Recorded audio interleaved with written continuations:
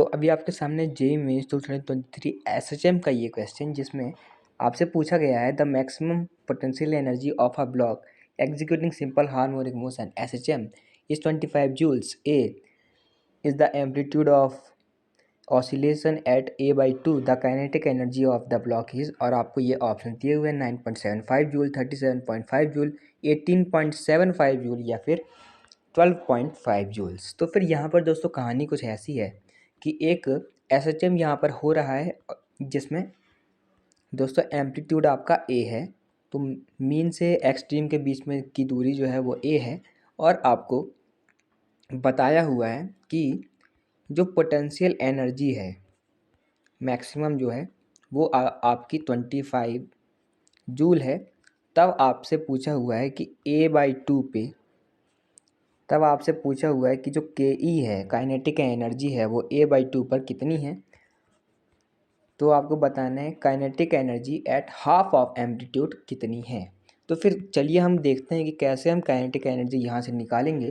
तो दोस्तों आपके पास पोटेंशियल एनर्जी का इक्वेशन होती है एसएचएम में P is equal to half K X square. तो फिर इसके बाद आपको यहाँ पर पी ई मैक्स दिया हुआ है।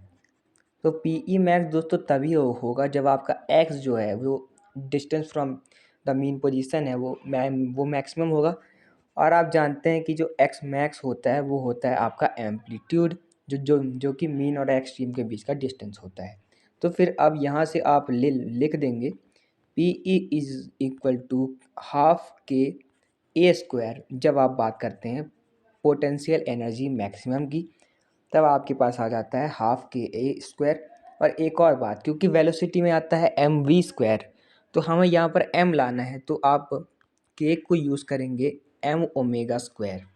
जैसे आपने पढ़ा होगा omega angular frequency is equal to under root K by M, वैसे ही दोस्तों यहाँ से आप निकाल सकते हैं K is equal to M omega square.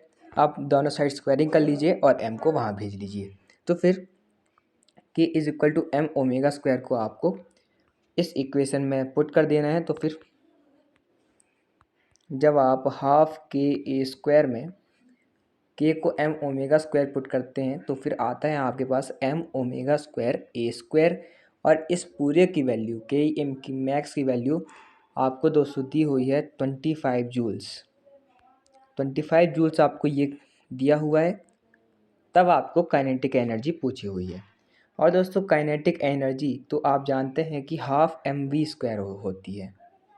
और दोस्तों वी का formula for S H M आपको पता होना चाहिए, omega under root A square minus x square, जहाँ पर एक्स है आपका distance from the mean position.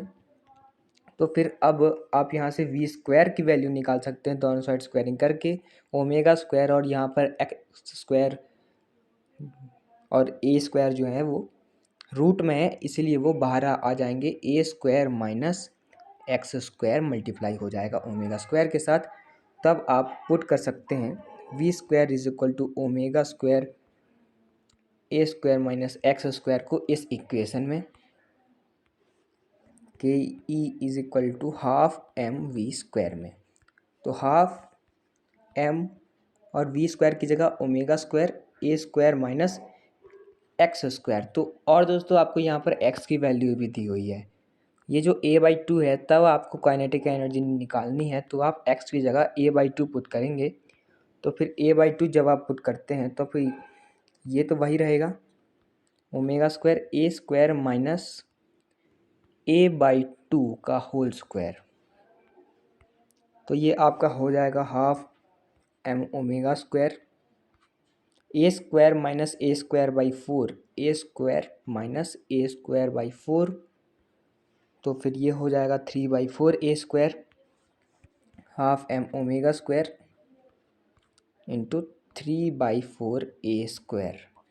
और दोस्तों अब आपको पता है कि आप इसको ऐसे भी लिख सकते हैं हाफ एम ओमेगा स्क्वायर ए स्क्वायर इंटू 3/4, और आपको इसका इक्वेशन मैंने पहले से बनाया हुआ है। तो हाफ एम ओमेगा स्क्वायर का इक्वेशन हमने पहले से बनाया हुआ है कि वो क्या आता है 25 जूल आता है। यही है दोस्तों आपका पोटेंशियल एनर्जी।